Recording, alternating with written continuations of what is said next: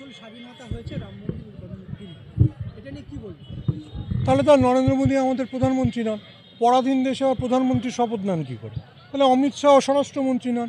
আর অটল বিহারী বাজপেয়ী উনিও যখন প্রধানমন্ত্রী হয়েছিলেন তখন উনি পরাধীন দেশের নিশ্চয়ই গভর্নর জেনারেল টাইল কিছু হবে।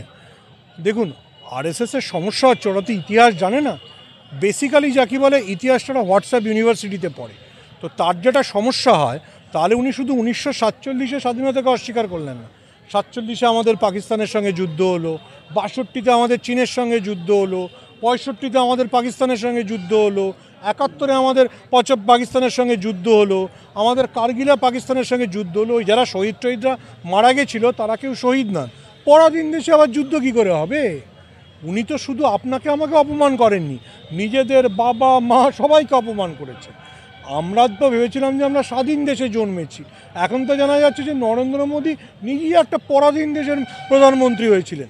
আর গুজরাটে উনি যখন মুখ্যমন্ত্রী ছিলেন উনি স্বাধীন দেশের কোনো রাজ্যের মুখ্যমন্ত্রী ছিলেন না, উনি পরাধীন একটা দেশের কোনো একটা প্রদেশের কিছু একটা ছিলেন। আবারও বলছি, মোহন ভাগবতদের সমস্যা হচ্ছে ওনারা ইতিহাসটা একেবারে জানেন না। আমার সাথে একটা টেলিভিশন ডিবেটে জিষ্ণু বসুর কথা হচ্ছিল। জিষ্ণু বসু বলছিলেন যে শ্যামাপ্রসাদ মুখোপাধ্যায় নাকি পশ্চিমবাংলা নামে রাজ্যটা তৈরি করে দিয়েছিলেন।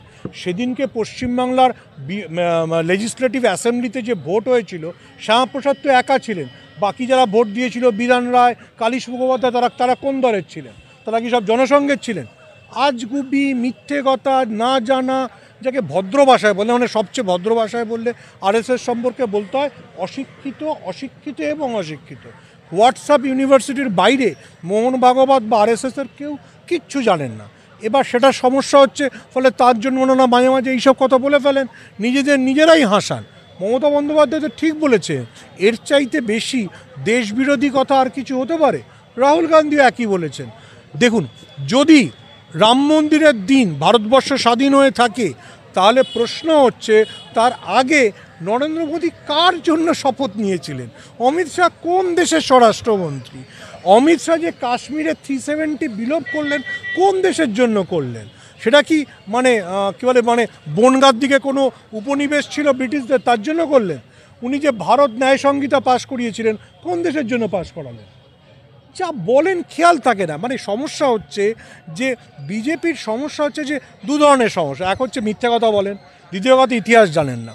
আচ্ছা, হঠাৎ করে মোহন ভাগবতের মনে হলো যে আরব সাম্রাজ্যবাদ থেকে নাকি ভারতবর্ষকে বার করা হয়েছে। তো ঠিক সেই সময় মাননীয় স্বরাষ্ট্রমন্ত্রী অমিত শাহর ছেলে জয় শাহ আইপিএলের নিলাম করছেন সৌদি আরবে বসে।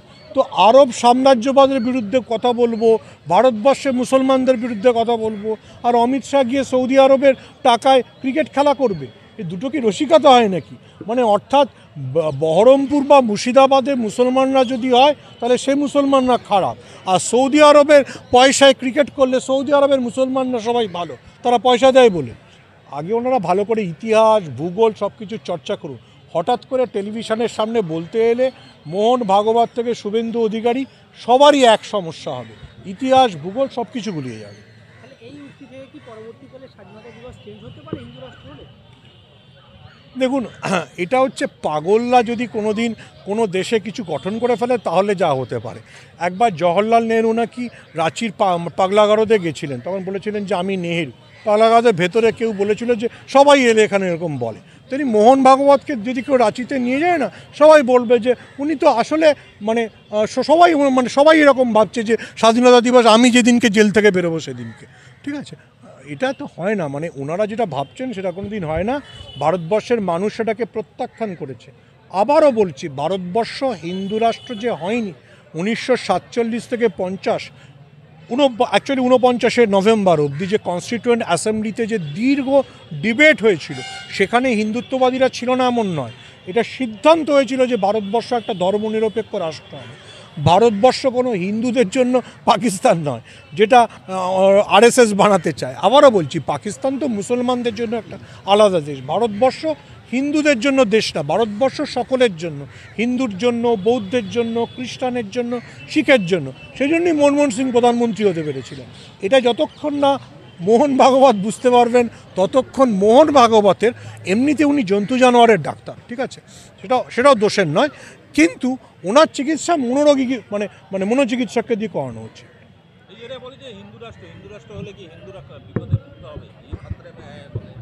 দেখুন, সবচেয়ে বেশি হিন্দুরা খতরে হচ্ছে আরএসএসের জন্য। কারণ হচ্ছে যে আরএসএস যত গণ্ডগোল পাকায়, আরএসএসের জন্য যত সমস্যা হয়, সেটাই সবচেয়ে বেশি সমস্যা। যে দেশে আরএসএস নেই সেখানে কি হিন্দুরা ভালো নেই, নেপালে হিন্দুরা ভালো নেই?